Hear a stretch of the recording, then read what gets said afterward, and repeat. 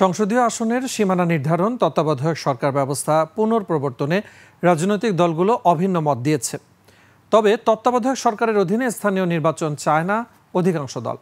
ঐকমত্য কমিশন বলছে, সব দল রাজি থাকলে জুলাইয়ের মাঝামাঝিতে সনদ দেয়া সম্ভব। আদিত্য মামুনের রিপোর্ট।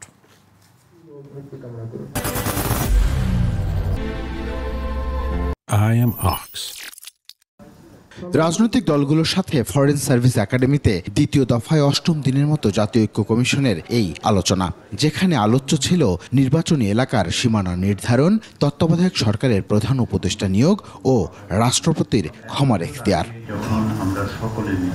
দিনের আলোচনা শেষে ঐকমত্য কমিশনের সহসভাপতি ডক্টর আলী রিয়াজ জানান, সংসদীয় আসনের সীমা নির্ধারণ ও তত্ত্বাবধায়ক সরকার গঠনের বিষয়ে দলগুলো একমত।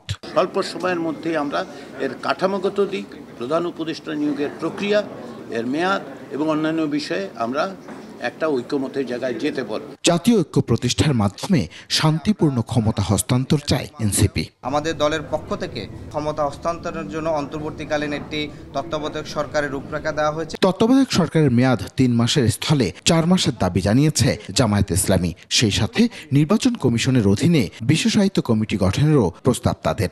জাতীয় নির্বাচন এবং স্থানীয় নির্বাচন এই দুটি তত্ত্বাবধায়ক সরকারের মাধ্যমে হতে হবে, এটা আমাদের দাবি। জাতীয় ঐক্যমত্য সৃষ্টিতে বিএনপি সবচেয়ে বেশি ভূমিকা রেখেছে এমন দাবি করেছেন দলের স্থায়ী কমিটির সদস্য সালাউদ্দিন আহমেদ। র্যাবের বিলুপ্তি, শক্তিশালী দুদক ও তত্ত্বাবধায়ক সরকার ব্যবস্থা পুনঃপ্রবর্তন চায় বিএনপি। 18টি বিষয়ে আমরা ভিন্ন মতামত দিয়েছি, শুধুমাত্র আংশিকভাবে একমত হয়েছি কয়েকটায়। বলা যায় যে এগুলো সবই এখন ওয়ার্কেবল। তত্ত্বাবধায়ক সরকার পদ্ধতির এটা তো অবশ্যই ফেরত এসছে বলা যায়।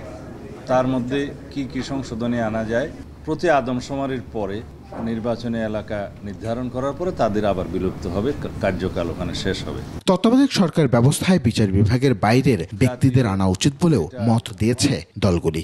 এখানে আমাদের সর্বোচ্চ সহযোগিতা আছে। আদিত্য মামুন, 21 টেলিভিশন, ঢাকা।